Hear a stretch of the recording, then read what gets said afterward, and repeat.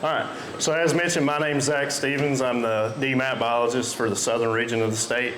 Currently, we've got 2 DMAP biologists. We're looking to add more, hopefully, here in the future, as we've had some legislature passed recently that's going to allow us to add 5 new positions to the state. And so I'm just here today to talk to you about what DMAP can do for y'all as a private landowner.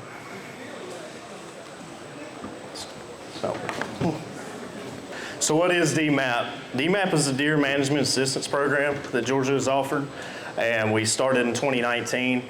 And we're technically our own entity when it comes to DNR because we're a new program. We get to decide what our program basis is and what our overall goal is. And our goal is to offer landowner assistance for turkey and deer management, but also to place biologically justified management recommendations onto an individual's property.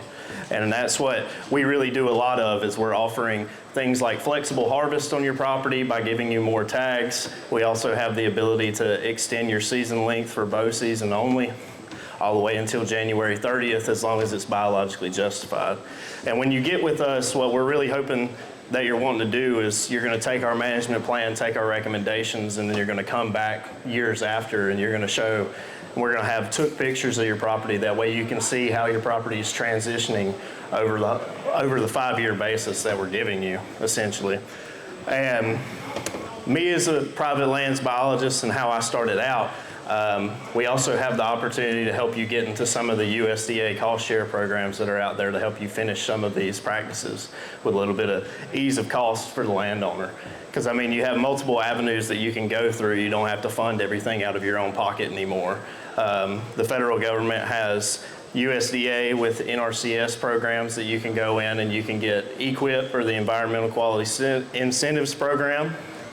And basically you sign up, we rank your property, and then it helps you know if you get funded or not to do specific practices, and they can all go along with what we're recommending. So let's see here. So within DMAP, we are a paid service, and that's what's different between us and a lot of different biologists at the state level. The private lands biologists are typically just paid by the federal funds that are offered out there, and we're paid directly from state funds that we get from the Pittman-Robertson Act that they disperse among all the states within the continental U.S. And so we have 4 different levels of this program. Level 1, you can get the overphone conversation and you can get just generalized management recommendations for your individual property. Level 2 is where it really shines. So what we're hoping with level 2 is that you're going to go along with what we're saying, but what you're agreeing to when you sign a contract with us is that you're going to collect data for us. What that means is you get a startup package when you get with us, and we give you a lot of videos that shows you how to collect the data that we're really needing. And that's the jawbone data. That way we can look at the age of the deer, the live weight or the dress weight of the deer. That way we can compare your deer to all the surrounding properties within the county as well as the WMA. And if time allows, then we can come to your property when we collect these, or if you have shot a deer, then it can help us. We can collect CWD samples off of those as well. We have just had a new CWD technician start in the Region 5 office, which is Albany, and she's done really well for us over this past year. She's actually helped us collect over 4,000 samples in the Southeast alone. And we're transmitting all of those samples up to UGA, and they're doing all the research for us and getting it back. We don't have any confirmed cases yet.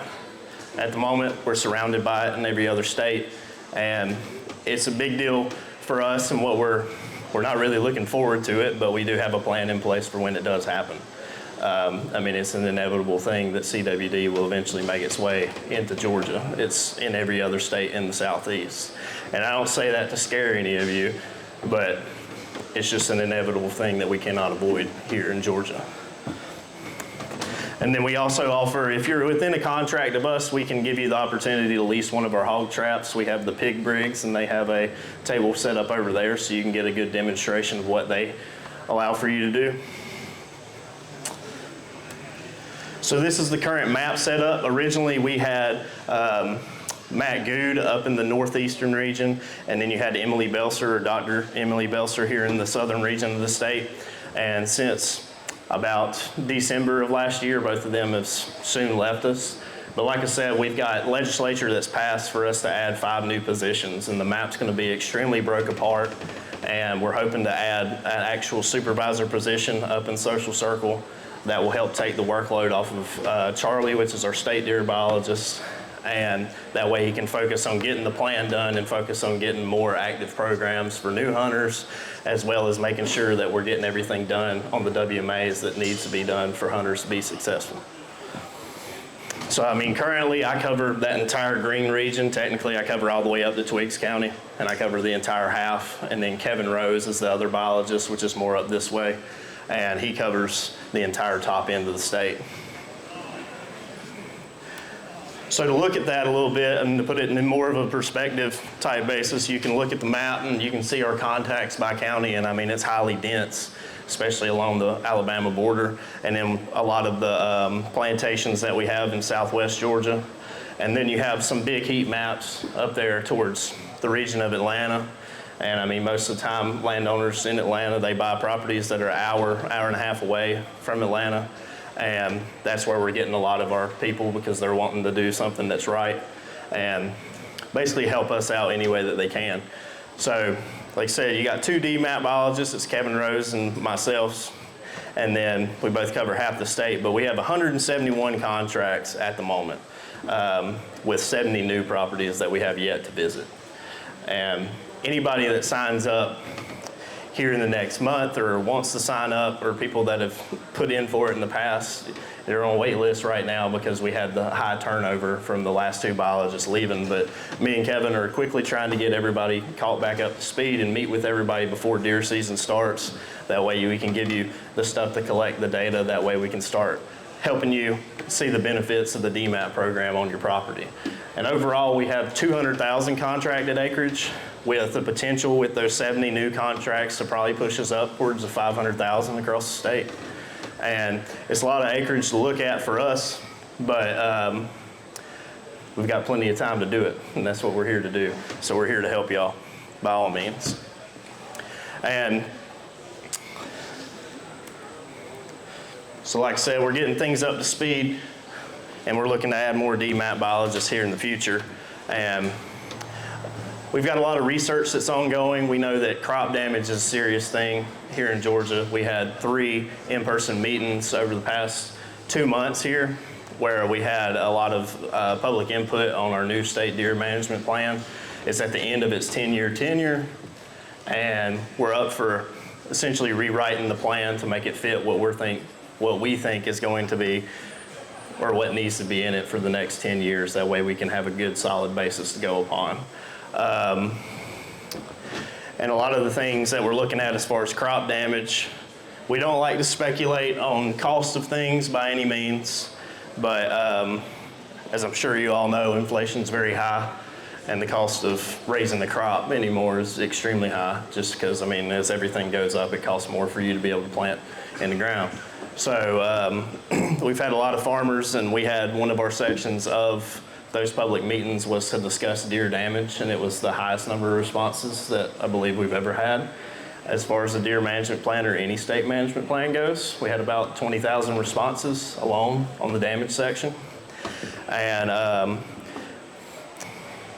basically we're just looking to see where those areas are highly dense at, and then we can look at other ways to counteract the amount of deer damage that are happening on ag fields. Other things that we wanted to add was we're monitoring the spread of CWD, and like I said, UGA is conducting all of our research as far as that goes. Like I said, I mean, it's going to happen. If you see a deer that has or is possibly showing neurological symptoms, you can call the office and they can get with one of us, and we can go harvest that deer for sampling.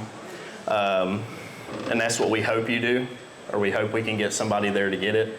And also, if you're seeing deer in the middle of October that are dead in the water, it's a pretty standard sign of EHD, which is another big deer killer in the southeast. So if you're seeing deer that are floating in the water, you need to give us a call. That way we can get the deer out and we can get a sample of it to see if it is a strain of EHD, because there are a couple hundred different strains of EHD. It's not just one disease alone. And a lot of the deer here in the Southeast are immune to a lot of them, but some of them that are getting presented by either deer crossing state lines or people that have high fence deer and they get out are just other avenues that the disease can spread. So we've made adjustments to the either sex days in the northern part of the state. The overall deer herd is pretty stable here in Georgia. I mean, it's generally increasing, but it's at a very slow and steady rate. We haven't seen any serious drop off. And so we're just hoping to add basically more hunter days opportunities in the northern part of the state. Like I said, we're reviewing the state deer management plan, and then ag damage is our top concern. With the new DMAP biologist that we're going to be adding to the southeastern portion of the state, that's going to split my region in half. We're going to advance the Hunters for the Hungry program, as we've had a lot of good success as far as getting samples for us, but also helping to feed the homeless around. And it's good for us to be a part of those programs just to get public outreach. That way they can talk to us, and then they can get a more biological basis of what we're doing, as well as they can just talk around with us if they want to, essentially. But does anybody have any questions about what we're doing, about DMAP, Georgia DNR in general? So if wanted to do a division or a level 2 service with you, 70 people on the wait list right now. Hope to have that cleared by hunting season. Yeah, we're currently working through all the people that are like the revisits. So once you sign up for a level 3, you get 2 annual visits. And we have about 20 of those that we're working through. So hopefully by, I would say by June, we're gonna start with all the new ones. And me and Kevin are gonna be meeting with 3 to 4 people a week at a time. It just depends on what our time allows and how far the driving distances are and what the state allows us to have for overtime. But we're gonna hope to have everybody done by August. That way, if you're wanting to sign up for level 2 and you're wanting to collect data for us, that way we can take your data from that hunting season and then apply for it. And the other key thing to note is if you sign up for DMAP on or during the deer season, you're basically getting 1.5 years worth of service. So everybody that signs up now, if we don't meet with you until August, you're basically getting 1.5 years instead of 1 year loop until you'd have to pay again if you wanted to or not. But what you get once you give us your data is we give you a harvest report sheet that basically shows here's your average age class of deer that are killed on your property, and there's a multiplication factor that we can put on there to basically see what the average age density of your property is with the scale. And looking at that, then we can base you off of other properties within your region or your county to see if you stack up or not. Like, I mean, we've had properties where people had extremely high deer densities of 200 deer per square mile, which is an insane number of deer. And I mean, their body weights are 120 pounds on a 4-year-old buck, which is very low compared to majority of the state. So that way we can give a more specific recommendation to you of, do you need to add supplemental feeding out on your property, or do we need to do something different as far as timber practices to add more food on the ground, or how many deer do we need to take off of your property? Do you have a recommended minimum property size that makes sense to do this on? So I would recommend you have at least 50 acres, but I mean, we have people that have 25 acres. As far as going higher than a level 2, level 2 is fine for 50 to 100 acres. You won't see the benefit of having the higher end. I mean, some people want it, that way they can get more specific maps because they've never had maps of their property and things, and they want like soil sample data and stuff like that. But we always try to recommend what's best for you, and we're not out there trying to push and sell the program. If you don't want to do it, you don't want to do it. We're glad to come out and meet you and talk to you.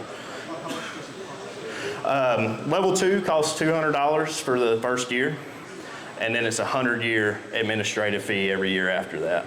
So if you want to keep collecting data for us and you want to keep getting those harvest reports and getting a site visit every single year, then that's $100 after that. And level 3 gets scaled, and then level 4 is I'd have to look at the website to tell you the actual value. We don't have but one level 4, and that's Jeff Foxworthy's property in the northern part of the state. There's just not a lot of people that go for level 4. Not that he really needs level 4, but he's got it. Anybody else?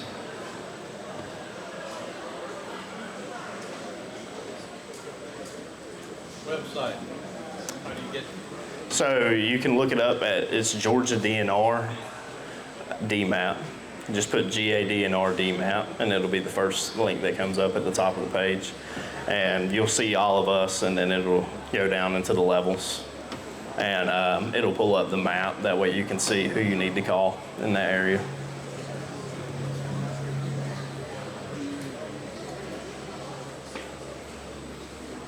Any other questions?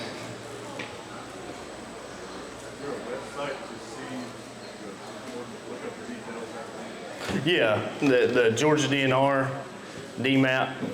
So if you just look up GADNR DMAP DMAP, and it'll be the first link that comes to the top of the page, and it'll show you all the levels and everything that's offered within them.